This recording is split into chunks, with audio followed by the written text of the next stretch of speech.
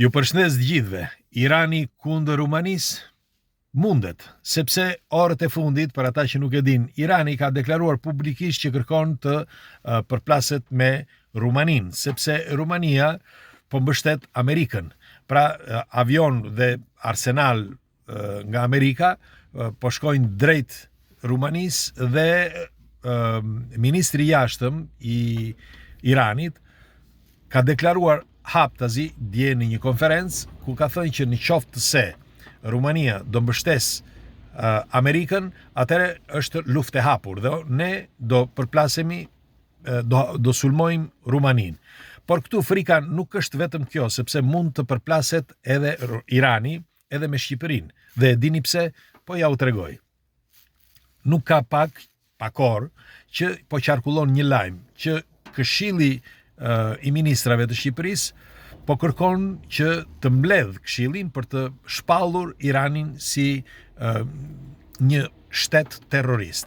Unë them që në qoftë se do të ndodh kjo, në qoftë se Shqipëria do të vendosi ose do të shpalli Iranin si një vend terrorist, unë jam i bindur që këtu diçka po luhet, sepse po e nxisin akoma më shumë, jo vetëm luftën, por edhe konfliktin mes Iranit dhe Shqipërisë. Dhe do të them se përse.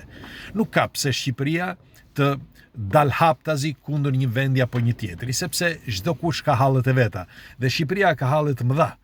Pra nuk është ky shkaku që ti duke i dhënë të drejtë vendeve perëndimore dhe duke vendosur ose shpallur këtë deklaratë publike, njëkohësisht edhe me ligj, sepse kur del në parlament bëhet e tillë që e shpall si një vend terrorist, kur ndërkohë ti ke probleme të mëdha dhe këtë ndoshta e bën për të fajsuar ose për të qenë pjesë, si mund të quhet, të jesh më pranë Bashkimit Evropian apo ku ta di unë. Unë them që këto janë lojra që shumë të si thuen, të rrezikshme, se nuk më vinte, shumë të rrezikshme, përse? Sepse në fund të fundit, në qoftë se do përplaset Irani me Shqipërinë, do të ketë probleme të mëdha. Shiko, orët e fundit, po lexoja dhe pash edhe një intervistë, një ish guvernatori të bankës italiane, dhe tha diçka. Është mirë, tha, që secili tha të ketë disa para kesh në shtëpinë e vet, sepse kohë të vështira po vinë. Të thuash një gjë të tillë është tepër serioze, sepse si do t'ja bëj populli shkret? Si do t'ja bëjnë njerëzit që aq marrin? Si do kursejnë? Sepse aq marrin, ka njerëz që marrin që nuk e kalojnë dot muajin dhe numërojnë qindarkat në fund të muajit. Si do ta kalojnë ata 1, 2, 3 apo 4 muaj ose ndoshta edhe një vit me probleme në qoftë se krijohet një problem i bankave. Në qoftë se bankat, për shembull, mbyllen për momentin, si do t'ja bëj populli? E dini se çfarë kaosi ndodh apo jo? E dini se çfarë bëhet? As që nuk e keni iden fare. Do hanë njerëzit njëri tjetrin. Dhe unë shpresoj që mos ndodh kjo, sepse duhet të dini që problemi kryesor nuk janë luftrat. Jo. Por problemi kryesor janë vetë njerëzit. Pra problemet që shkaktohen pas kësaj zullumi, pas kësaj, si mund të quhet, lëvizje të madhe ose këtij konflikti të shkaktuar nga kush pak rëndësi ka. Por njerëzit, është e rëndësishme kjo për ta thënë, mbajeni mend këtë, në qoftë se ndodh një diçka, jo vetëm në Shqipëri, por në qoftë se ndodh një luftë, me fjalë që bllokojmë bankat, mbajeni mend si do iki 1/3 e botës. Pse? Sepse njerëzit ku do hanë? Njerëzit janë pjesa dërmuese e njerëzve, nuk e kanë iden se si janë. Vrasin njëri tjetrin vetëm për një cop buk ose edhe për qejf. Dhe ky është problemi kryesor dhe ti nuk mund ta mbash dot nën kontroll. Si do ta mbash ti nën kontroll? Do të jem vet policia, vet rendi që do të ketë probleme. Në qoftë se ka probleme vet rendi, si do ta mbaj shtetin? Pra, unë shpresoj që mos të jenë pjesë, ose mos të jetë pjesë edhe Shqipëria e një zinxhiri ose të një efekti domino që mund të shkaktoj probleme serioze edhe personale, jo vetëm shtetërore, por edhe personale. Sepse nëse ka për shembull një pjesë të njerëzve që janë 10% ose ndoshta edhe 20% për shembull në Shqipëri që jetojnë në për fshatra, ata do ecin. Do mund të mbijetojnë sepse do të kenë disa fruta, jeshile, disa gjëra që mund ta bëj që të eci përpara. Por në qoftë se ndalon bllokohen bankat, ju garantoj që mund të ketë një kolaps total, përveç se kolapsi total, po do të ketë dhe probleme të rënda me njerëzit, mes tyre. Dhe unë shpresoj që mos ndodh. Pra një ngjarje e tillë, unë do të mendoj, pra që nëse shpallet nga shteti shqiptar,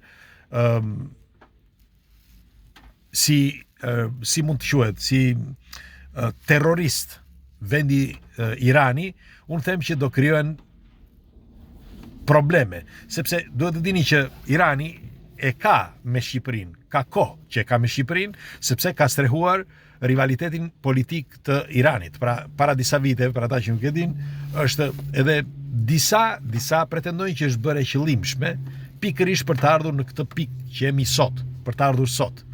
Pra, është projektuar që prej kohësh të sillin ata në Shqipëri, sepse ku do t'i çonin? S'kishte një vend tjetër laik si për shembull Shqipëria, sepse duhet ishte një vend asnjanës, dhe i çuan në vendin ku ishte perfekt për ta, pra në Shqipëri. Dhe aty ata, pra iranianët, shteti iranian, aty mendojnë që po luhet diçka mes rivalitetit të tyre, pra rivalitet që janë këta politik, dhe që janë në bashkëpunim me vendet perëndimore dhe kryesisht me Amerikën. Dhe ata, pra shteti iranian, për momentin është i fokusuar në luftën me amerikanët dhe me izraelitët për momentin. Por mbajeni mend, edhe nëse nuk do ta bëj një shpallje të tillë qeveria shqiptare, prap se prap Irani në fund ka shumë mundësi që t'ja punoj atyre që janë në territorin shqiptar. Dhe kjo mund të prek, jo mund, po prek Shqipërinë, vetë Shqipërinë.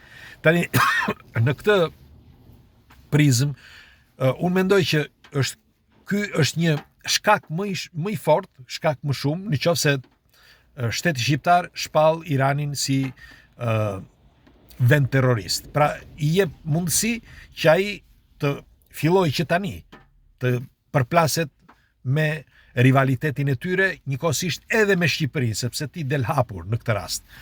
Tani, unë mendoj që nëse dikush e ka vendosur këtë, askush nuk mund të bëj dot asgjë. Askush. Dhe Shqipëria, duke qenë një vend, një test, si gjithmonë, një vend që kanë kaluar kush ka dashur dhe ka bërë çfarë ka dashur, vendosin çfarë të duan të tjerët, ne nuk mund të bëjmë dot asgjë.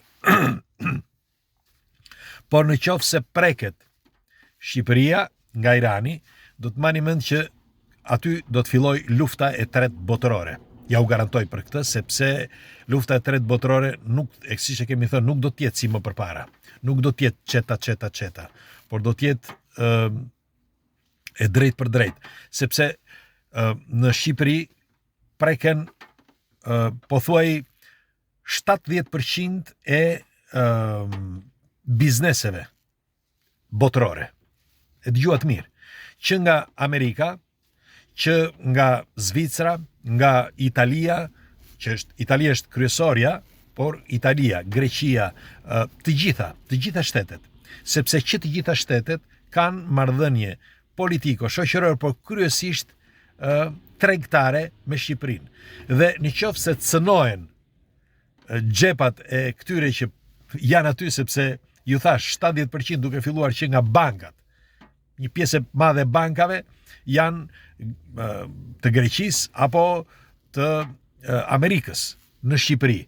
Dhe pastaj mos të themi edhe minierat e tjerë dhe çfarë biznesesh të tjera ka.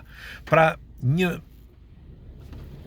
problem i tillë mund të shkaktoj efektin domino që mund të krijojë probleme të mëdha në të gjithë zonën, pra jo vetëm të Ballkanit, por edhe Evropës. Dhe kjo do shkaktoj luftën e tretë botërore, për mendimin tim, që do të jetë drejt për drejt, dhe nëse do të jetë drejt për drejt, atëherë dhe nëse e kanë programuar, atëherë është e pashmangshme dhe unë shpresoj që mos u ndodh. Por ajo deklarat e fortë që bëri ministri i jashtëm i Iranit kundrejt Rumanisë nuk më pëlqeu për vetëm arsye sepse ç'pun ka me Rumanin kur të gjitha vendet po e ndihmojnë Amerikën. Me një fjalë, po e ndihmojnë sepse janë aleat. Janë në NATO dhe Amerika kërkon mbështetje jo vetëm nga Rumania, por edhe nga vendet tjera. Vendet tjera e kanë dhënë, për shembull, mbështetjen për sa i përket territorit që të mbështesi me uljen e avionëve, me ushtarakët, dhe Irani nuk e kuptoj pse duhet të dali kaq haptazi kundër Rumanisë. Ndoshta ka diçka tjetër që ne nuk e dim.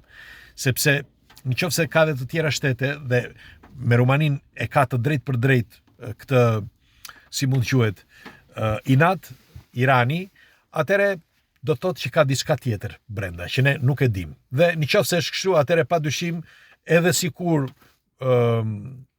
Rumania mos të mbështes Amerikën, prap Irani diçka do bëj.